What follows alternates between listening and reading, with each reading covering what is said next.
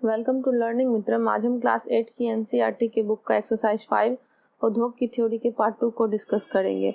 अगर आप हमारे चैनल पर नए हैं तो हमारे चैनल को लाइक करें, सब्सक्राइब करें और शेयर करें, साथ ही बेल आइकन दबाकर नोटिफिकेशन ऑन कर लें। तो चलिए अब इसे शुरू करते हैं। जैसा कि यहाँ पे दिया गया है लोहा इस्पात उद्योग के बारे में। अन्य उद्योगों की तरह लोहा इस्पात उद्योग में भी बहुत से निवेश, प्रक्रम और निर्गत शामिल हैं। यह एक पोषक उद्योग है जिसके उत्पादन अन्य उद्योगों के लिए कच्चे माल के रूप में प्रयुक्त होते हैं। उद्योगों के लिए निवेश में श्रम, पूंजी, स्थान और अन्य अवसंरचना के साथ साथ लौह अयस्क, कोयला और चूना पत्थर कच्चे माल के रूप में सम्मिलित है। लौह अयस्क से इस्पात निर्माण की प्रक्रिया में कई चरण शामिल हैं। कच्चे माल को झोंका भट्टी में रखा जाता है जहां यह प्रगलित होता है। इसके बाद यह परिशोधित होता है और प्राप्त उत्पादन इस्पात है जो कि अन्य उद्योगों में कच्चे माल के रूप में भी प्रयुक्त किया जाता है। इस्पात कड़ा होता है और इसे आसानी से काटा और आकार दिया जा सकता है अथवा इससे तार बनाए जा सकते हैं। एल्युमिनियम, तांबा, निकेल जैसी अन्य धातुओं को थोड़ी थोड़ी मात्रा में इस्पात में मिलाकर इससे मिश्रित धातु बनाई जाती है। मिश्र धातु इस्पात को असामान्य कठोरता, दृढ़ता और जंग प्रतिरोधक क्षमता प्रदान करती है। हम जानेंगे कि लोहा इस्पात उद्योग होता क्या है। तो लोहा इस्पात उद्योग भी अन्य उद्योगों की ही तरह होता है, लेकिन इसमें लोहा इस्पात उद्योग में बहुत सा निवेश चाहिए, मतलब हमें बहुत सारे पैसे चाहिए और प्रक्रम, इसकी प्रक्रिया चाहिए और निर्गत शामिल करना, मतलब इसमें जो है हमें श्रम भी चाहिए, पूंजी भी चाहिए और एक ऐसा स्थान चाहिए जहां पर हम लोह अयस्क को तैयार कर सके। लोह अयस्क का मतलब है जैसे लोहे का बुरादा हो गया। उसके बाद इसमें कोयला और चूना पत्थर भी चाहिए हमें कच्चे माल के रूप में, क्योंकि लोहा अयस्क के साथ जो है इस्पात निर्माण की प्रक्रिया में बहुत सारे चरण होते हैं। सबसे पहले क्या किया जाता है कि लोहा जो कच्चे माल के रूप में है उसको झोंका भट्टी में रखा जाता है, मतलब पहले भट्टी में आग को जलाया जाता है और यहाँ पे जब ज्वाला प्रज्वलित हो जाती है तो उसके बाद क्या किया जाता है, इस्पात उद्योगों को अन्य उद्योगों में कच्चे माल के रूप में इसका प्रयोग किया जाता है। लोहा को बना के इस्पात क्या होता है, वो कड़ा होता है और इसे आसानी से काटा और आकार दिया जा सकता है। मतलब आपको पता होगा कि लोहा को मतलब क्या किया जाता है, बहुत तेज उष्मा पर गरमा दिया जाता है। उसके बाद जो है इसे क्या करते हैं तो उसको पीट कर हम आसानी से लोहे के तार बना सकते हैं। लोहे से अन्य बहुत सारी वस्तुएं बना सकते हैं। आप भी कहीं पे जब भी आप विद्यालय जाते होंगे तो अपने आसपास जो है बहुत सारे कुछ कारखाने तो आप जरूर ही देखते होंगे जहाँ पे जो है लोहा को गर्म कर पीट कर उससे तार बनाया जाता है और भी बहुत सारी चीजें बनाई जाती हैं। उसके अलावा जो है एल्युमिनियम, निकेल, तांबा जैसी अन्य धातुएं भी इसमें मिलाकर जो है एक अन्य प्रकार की मिश्र धातु भी बनाई जाती है। मिश्र धातु में जो है क्या क्या चीजें आ जाएंगी तो एल्युमिनियम, निकेल और तांबा भी आ जाएगा, जो कि क्या करता है, मिश्र धातु को असामान्य कठोरता प्रदान करता है, दृढ़ता प्रदान करता है।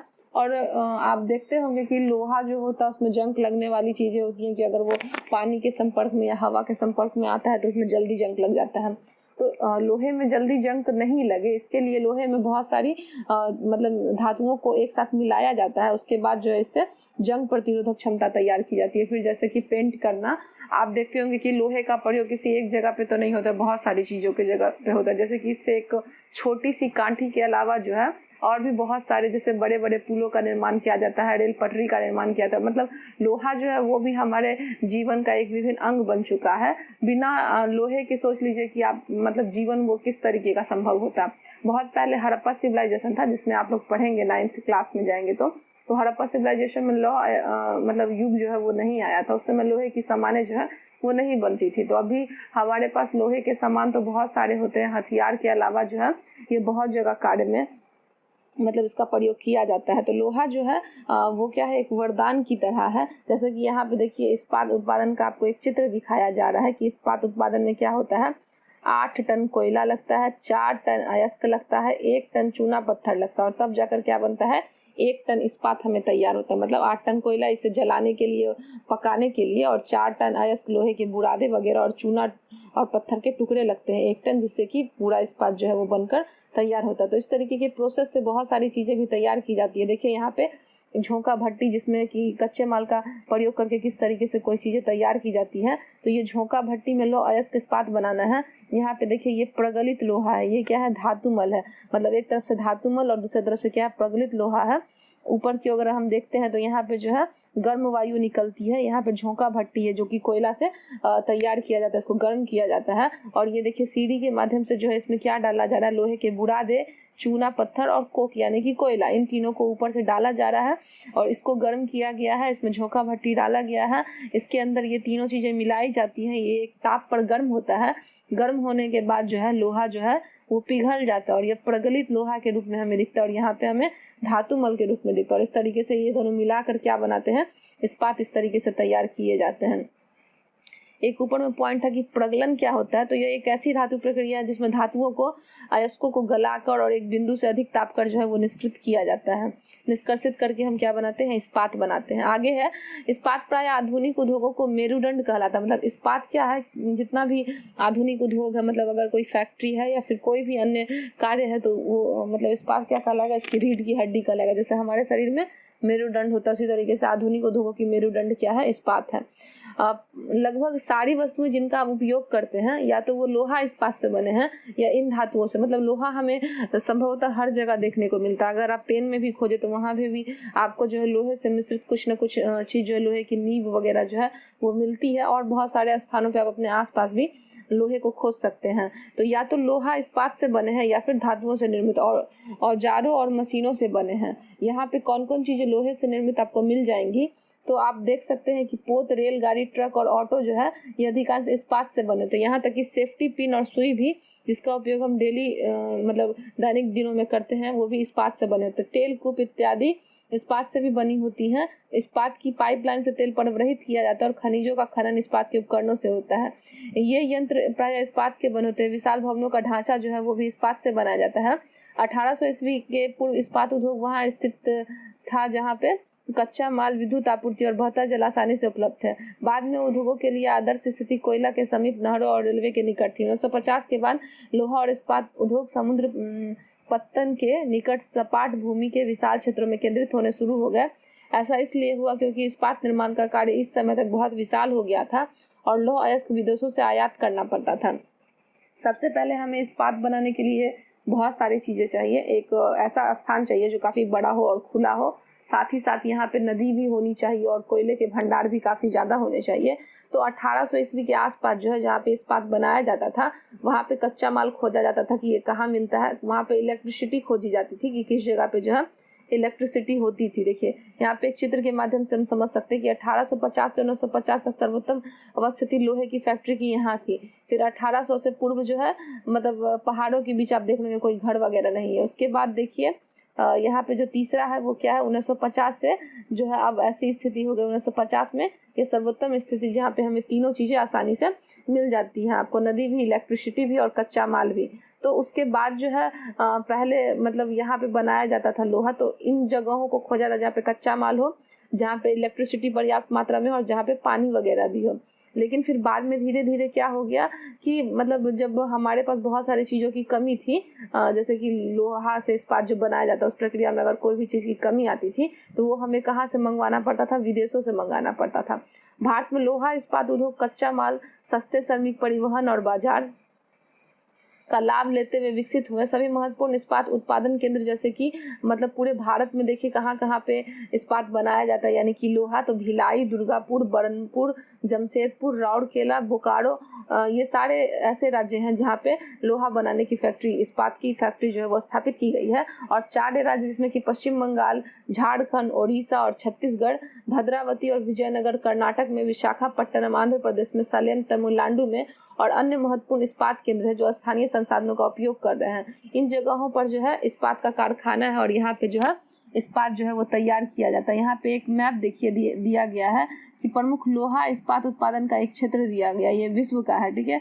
ये आप देखिए कि विश्व में कहाँ कहाँ पे जो है कोयले का और कोयले नहीं, लोहा और इस्पात का उद्योग मतलब फैक्ट्रियाँ कहाँ कहाँ है, कैसे बनाई जाती है। ब्राज़ील में, दक्षिण अमेरिका, दक्षिण अफ्रीका, हिंद महासागर, दक्षिण महासागर, ये जो पॉइंट देख रहे हैं ये जितने पॉइंट है ये सारे जो है कोयले के फैक्ट्री के बारे में बता रहे हैं, लोहे के फैक्ट्री के बारे में, इस्पात की फैक्ट्री के बारे में। तो ब्राज़ील, दक्षिण महासागर, ऑस्ट्रेलिया, भारत, उसके बाद आपको जापान है, रूस है, जर्मनी है, आर्कटिक महासागर है, कनाडा है, संयुक्त राज्य अमेरिका, इन जगहों पर जो है काफ़ी ज़्यादा जो है लोहे और इस्पात की फैक्ट्रियों को स्थापित किया गया है, जहाँ पे लोहा और इस्पात से बनी चीज़ें जो हैं वो हमें मिलती हैं।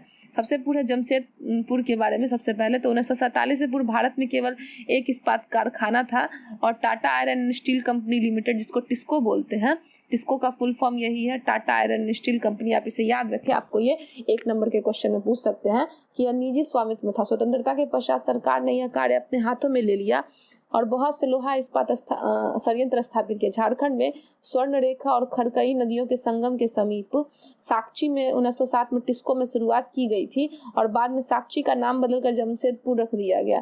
भौगोलिक रूप से जमशेदपुर देश में लोहा इस्पात के रूप में सर्वाधिक सुविधाजनक स्थान पे है, क्योंकि इसमें सारी चीज़ें जो हैं वो पाई जाती हैं और 1947 से यहीं पे जो है इस्पात का कारखाना बनना शुरू भी हुआ था।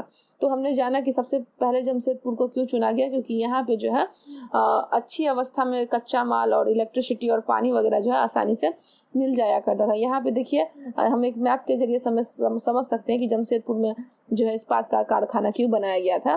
तो जमशेदपुर में लोहा और इस्पात के उद्योग की अवस्थिति देखिए, ये मुख्य सड़क है और ये रेलवे लाइन है। ये देखिए टाटा नगर, यहाँ पे टाटा इस्पात कार्य किया जा रहा है, जहाँ पे लोहा बनाने का फैक्ट्री स्थापित किया गया। आदित्यपुर है, ये खड़कोई नदी है और ये जो आप देख रहे हैं ये गोल्फ कोर्स है, ये टेल्को है, ट्यूबस मंडल है, टेल्को कॉलोनी है, साक्ची है, जहाँ पे पहले लोहा इस्पात उद्योग जो है वो तैयार किया जाता था।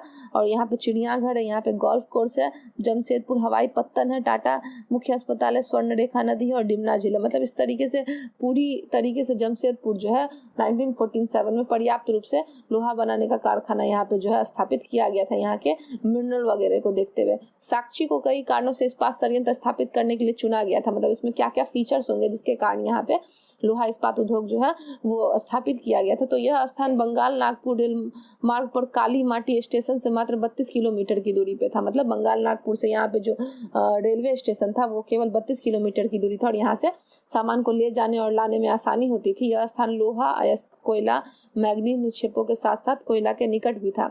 यहाँ विशाल बाजार उपलब्ध था। टिस्को को झाड़िया कोयला क्षेत्रों में कोयला और ओडिशा तथा छत्तीसगढ़ में लोहा, अयस्क, चूना पत्थर, डोलोमाइट और मैग्नीज आसानी से प्राप्त होते थे। मतलब लोहा और इस्पात बनाने के लिए जितनी चीज़ें चाहिए होती थी यहाँ पे बहुत आसानी से मिल जाया करती थी, जैसे कि चूना पत्थर हो गया, लोहा अयस्क हो गया, डोलोमाइट हो गया, ये मैग्नीज, ये सारी चीज़ें वहाँ पे उपलब्ध थी ओडिशा और छत्तीसगढ़ में, जहाँ पे साक्ची से जाना काफ़ी ज़्यादा आसान था बाकी अन्य जगहों के मुकाबले। सरकारी प्रोत्साहनों से इससे पर्याप्त पूंजी भी उपलब्ध हुई। जमशेदपुर में जो है टिस्को की स्थापना की गई और इसके बाद कई औद्योगिक संयंत्र स्थापित किए गए। इसमें रासायनिक इंजनों के पुर्जे, कृषि उपकरण, मशीनें, टीन और चादर, केबल और तार का भी उत्पादन यहाँ पे किया जाता था। भारत में लोहा इस्पात उद्योग के विकास से तब त्वरित औद्योगिक विकास आरंभ होता है।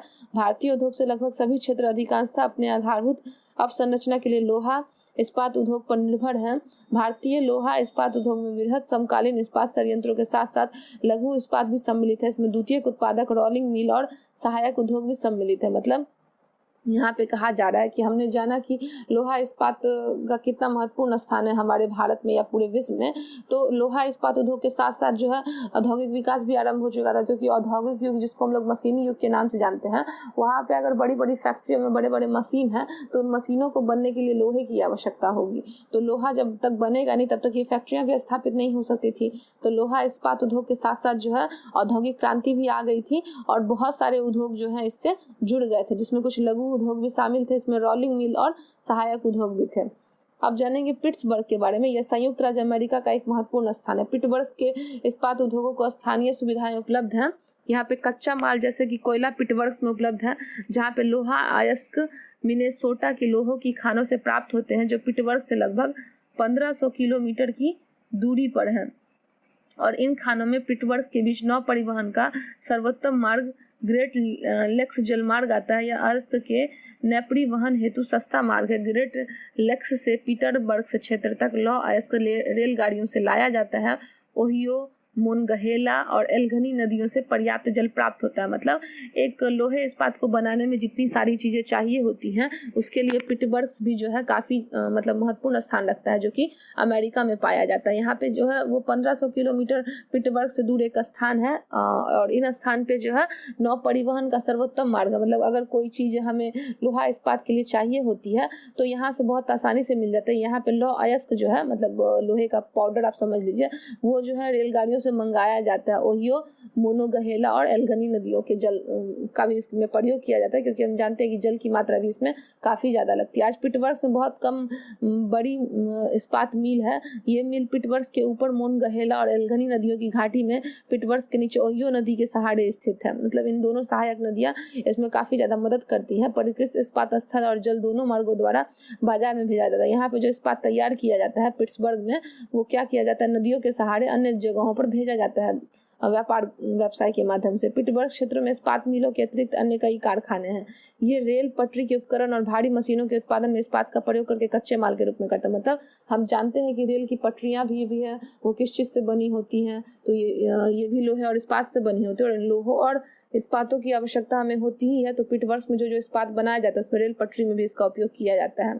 यहाँ पे कुछ जानने लायक बातें दी गई है कि ग्रेट लेक्स के नाम पे सुपीरियर, हॉर्यून, ओर्टियो, मिसिसिगी और ईरी है। इन 5 झीलों में सुपीरियर झील जो है सबसे बड़ी है और अन्य की तुलना में उच्च उदर प्रभाव पर स्थित है। मतलब सुपीरियर झील जो है वो 5 झीलों में क्या है, सबसे बड़ी है। ये आपको पूछ सकता है कि ग्रेट लेक्स के नाम पे सुपीरियर, हॉर्यून, ओर्टियो और मिसिसिगी और ईरी है। इन 5 झीलों में सबसे ऊपर कौन है, तो सुपीरियर झील है। ये नाम से भी क्या है, सुपीरियर है, तो आपको याद रहेगा। उसके बाद चलिए आगे बढ़ते हैं। यहाँ पे सूती वस्त्र उद्योग है। धागे से कपड़े की बुनाई एक प्राचीन कला है। कपास, ऊन, सिल्क, जूट और पटसन का प्रयोग वस्त्र निर्माण में किया जाता है। उपयोग में लाए गए कच्चे माल के आधार पर वस्त्र उद्योग का वर्गीकरण किया जाता है। रेशे वस्त्र उद्योग के कच्चे माल है। रेशे से प्राकृतिक या मानव निर्मित हो सकते हैं। प्राकृतिक रेशे ऊन, सिल्क, कपास, लिनन और जूट से प्राप्त किए जाते हैं। मानव निर्मित रेशों में नायलॉन, पॉलिएस्टर, एक्रेलिक और रेयन शामिल है। हम वस्त्र उद्योग के बारे में तो जानते ही हैं कि वस्त्र जो है वो कॉटन से तैयार किया जाता है। और कॉटन हमें किस चीज़ से प्राप्त होता है, तो कॉटन हमें पेड़ से प्राप्त होता है। इसके अलावा जूट और कपास से भी कपड़े तैयार किए जाते हैं और भी बहुत सारी चीज़ें तैयार की जाती हैं। उसके अलावा जो है मानव निर्मित रेशे जिसमें कि नायलॉन है, पॉलिएस्टर है, एक्रेलिक है और रेयन है, इन सब से भी कपड़े कहाँ तैयार किए जाते हैं, फैक्ट्रियों में तैयार किए जाते हैं।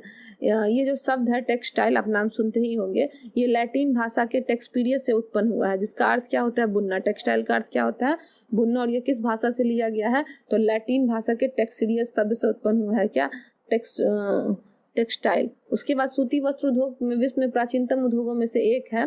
18वीं शताब्दी में औद्योगिक क्रांति का सूती वस्त्र हस्तकताई तकनीकों में हथकरघों से बनाया जाता था। 18वीं सदी में पावर लूम के पहले ब्रिटेन में और बाद में अन्य जगहों पर दूसरे भाग में सूती वस्त्र उद्योग के विकास को आगे बढ़ाया। आज भारत, चीन, जापान और संयुक्त राज्य अमेरिका सूती वस्त्र उद्योग के महत्वपूर्ण उत्पादन है।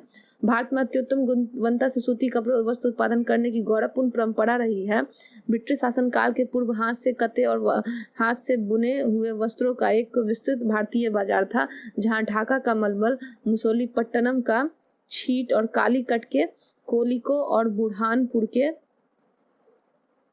सूरत व वडोदरा के सुनहरी जड़ी के काम वाले सूती वस्त्र गुणवत्ता और डिजाइनों के लिए विश्वविख्यात थे। हम इसके बारे में चलिए पहले समझते हैं कि हमने जाना कि सूती वस्त्र के क्षेत्र में बहुत सारे देश जो हैं वो आगे हैं, जिसमें भारत, चाइना, जापान और संयुक्त राज्य अमेरिका है। तो हम अगर भारत की बात करते हैं ना, तो भारत में प्राचीन समय से ही सूती वस्त्र की काफ़ी ज़्यादा डिमांड थी। जब यहाँ पे अंग्रेज हमारे यहाँ आए थे 18वीं सेंचुरी से, समझ लीजिए 18वीं शताब्दी से लेके 19वीं सेंचुरी तक ये हमारे यहाँ रहे, 100 से 200 वर्षों तक इन्होंने हम पर शासन किया था। तो उस समय भारत में जब फैक्ट्रियों की स्थापना नहीं हुई थी, औद्योगिक क्रांति नहीं आई थी, तो वहाँ पे जो वस्त्र है वो चरखे से तैयार किए जाते थे। मतलब कॉटन से क्या किया जाता था, तो निकाला जाता था, मतलब इसी चरखे के सहारे जो है सूत निकाला जाता था और उसी सूत से जो है वस्त्र तैयार किए जाते थे। तो आपने देखा होगा बहुत सारे चित्रों में कि महात्मा गांधी भी क्या करते थे, सूती से वस्त्र तैयार करते थे। सूती यानी कि कॉटन से धागे बना के उससे फिर वस्त्र तैयार किया जाता था। तो भारत में यह उस समय काफ़ी ज़्यादा प्रसिद्ध था। और जब अंग्रेज यहाँ आए थे तो वे काफ़ी ज़्यादा इससे प्रभावित हुए थे भारतीयों के सूती वस्त्र से। उनको बाहर भी भेजा जाता था यहाँ से, तो उस समय हाथ से बनाई जाती थी। फिर धीरे धीरे जो है भारत में भी औद्योगिक क्रांति और वहाँ पे बड़े बड़े फैक्ट्रियों को स्थापित किया गया और तब जाकर जो है फैक्ट्रियों में ये सूती वस्त्र बनने लगे थे। तो भारत में प्राचीन समय में जो ढाका में मलमल प्रसिद्ध था, मुसोलीपट्टनम में छीट और कालीकट में कैलिको और बुहारपुर में जो है और सूरत में, वडोदरा में सुनहरी जड़ी, यहाँ पे लोग क्या करते थे, हाथ से जड़ी का काम करते थे और ये जो कपड़े थे वो पूरे विश्व में प्रसिद्ध थे। लेकिन हाथ से बने होने के कारण सूती वस्त्र का उत्पादन महंगा होता था और बनने में अधिक समय लगता था, इसलिए परंपरागत सूती वस्त्र लोग पश्चिमी से नए वस्त्रों में मिले और प्रतिस्पर्धा नहीं कर सके। एक समय में भारत में वस्त्रों की डिमांड काफ़ी ज़्यादा थी, लेकिन जब औद्योगिक क्रांति इंग्लैंड और बाकी अन्य जगहों पर आ गई और भारत में नहीं आ सकी, तो फिर से भारतीय कपड़ों की जो डिमांड थी उसमें काफ़ी ज़्यादा कमी आ गई थी और भारतीयों को काफ़ी ज़्यादा इससे लॉस भी हुआ था। फिर धीरे धीरे भारत में भी औद्योगिक क्रांति और वहाँ पे भी वस्त्र जो है वो पश्चिमी सभ्यता की तरह बनने लगे। पश्चिमी सभ्यता का अर्थ है विदेशी।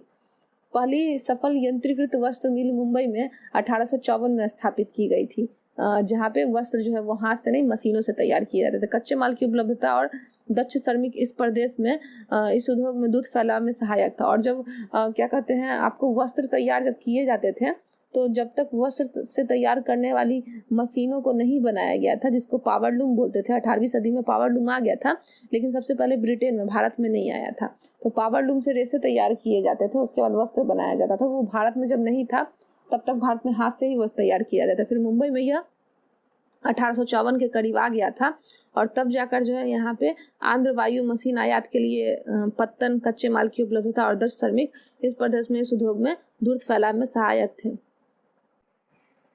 1854 में जब यहाँ पर मतलब मुंबई में मिल की स्थापना हो गई थी, तब वस्त्र जो है वो कैसे तैयार किए जाते थे, जिस तरीके से विदेशों में वस्त्र तैयार किए जाते थे। फिर धीरे धीरे यहाँ भी जो है वस्त्र एक जगह से दूसरी जगह जो है वो फैलाव में सहायक रहा। मतलब जो भी वस्त्र बनाए जाते थे वो एक स्थान से दूसरे स्थान पर बिकने लगे। प्रारंभ में यह उद्योग महाराष्ट्र और गुजरात राज्य के अनुकूलन आर्द्र जलवायु के कारण पनपा, क्योंकि वहाँ का जो मौसम था, वहाँ पे कॉटन की खेती ज़्यादा होती थी महाराष्ट्र और गुजरात में।